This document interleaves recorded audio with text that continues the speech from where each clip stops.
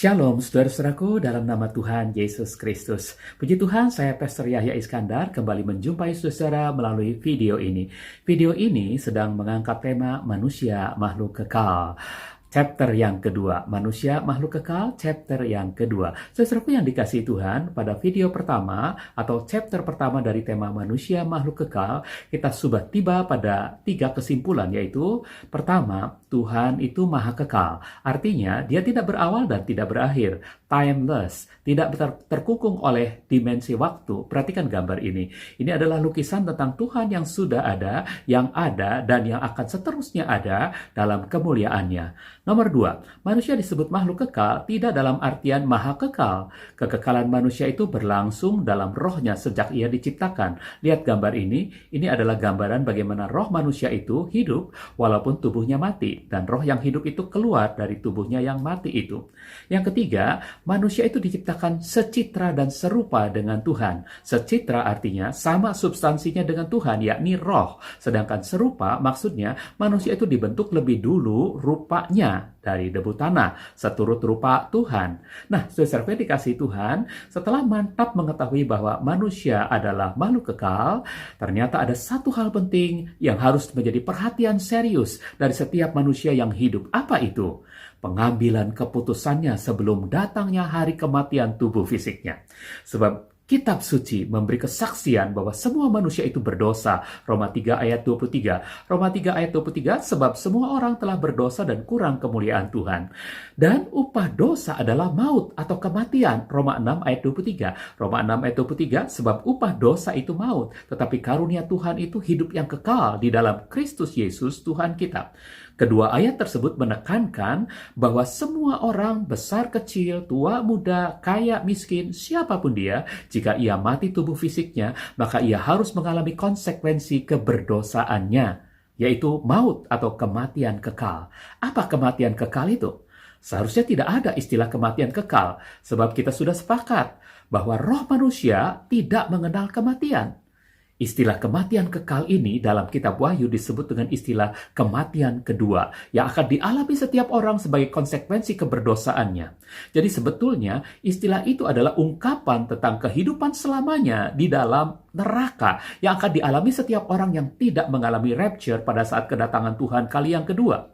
Mereka mengalaminya lengkap dengan memakai tubuh darah daging yang akan dibangkitkan kembali oleh Tuhan.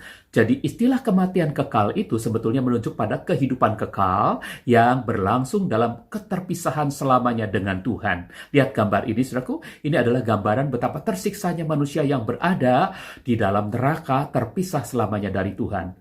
Karenanya, sebagai jalan keluar dari Tuhan yang Maha Kasih, yang tidak pernah menghendaki siapapun mengalami kematian kekal, maka dia menawarkan anugerah kasih-Nya kepada semua orang. Dan tawaran itu jelas tertulis dalam bagian akhir Roma 6 ayat 23 tadi. Di sana disebutkan, Roma 6 ayat 23, tetapi karunia Tuhan itu hidup yang kekal di dalam Kristus Yesus Tuhan kita. Nah, saudara-saudaraku, bukan hanya sekali. Tawaran yang penuh kasih itu berulang kali tersurat dan tersirat dalam kitab suci. Salah satunya dapat kita baca dalam Yohanes 3 ayat 16. Yohanes 3 ayat 16, sebab Tuhan begitu mengasihi manusia di dunia ini, sehingga dia mengaruniakan putranya yang tunggal, supaya setiap orang yang percaya kepadanya tidak binasa, melainkan beroleh hidup yang kekal. Sangat jelas dalam ayat ini, Tuhan yang sangat mengasihi manusia itu menawarkan keselamatan dari konsekuensi dosa, supaya setiap manusia dapat menerima hidup kekal melalui Yesus Kristus, luput dari kematian kekal atau keterpisahan selamanya dengan Tuhan Sang Maha Pencipta. Nah, saudara-saudaraku, jika kita kembali kepada tema kita manusia makhluk kekal, maka dari pernyataan-pernyataan teks-teks kitab suci yang telah kita kutip di atas, saudara-saudara, saya dapat menggambarkan perjalanan kekekalan roh manusia sebagai berikut. Perhatikan gambar ini, saudaraku. Ini adalah gambaran bahwa sejak manusia diciptakan, kemudian terlahir, itulah titik awal dimulainya perjalanan kekekalan roh manusia. Selanjutnya, ia menghabiskan masa hidupnya di bumi ini dengan memakai tubuh darah dagingnya, tubuh fisiknya, yang kemudian akan berakhir ketika tubuh fisik itu mati. Barulah sesudah itu dan seterusnya, roh manusia yang kekal itu akan menemukan 2 cabang perjalanan. Yang satu Salah satunya harus ia tempuh, harus ia pilih. Apakah menuju surga untuk selamanya bersama Tuhan yang Maha Kasih, atau menuju neraka untuk selamanya terpisah dari Tuhan. Saudara-saudaraku, pilihan ini sangat tergantung pada keputusannya selagi manusia itu hidup di bumi ini.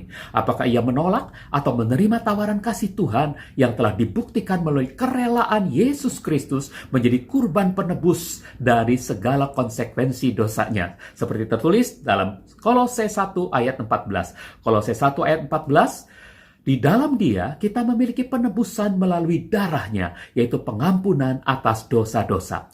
Itulah gambaran sederhana dari perjalanan roh manusia yang kekal setelah kematian tubuh fisiknya di bumi ini. Sekali lagi, saudara, mari kita lihat gambar ini. Di sini jelas terlihat dua cabang kemana roh itu akan mengarah, ke surga atau ke neraka.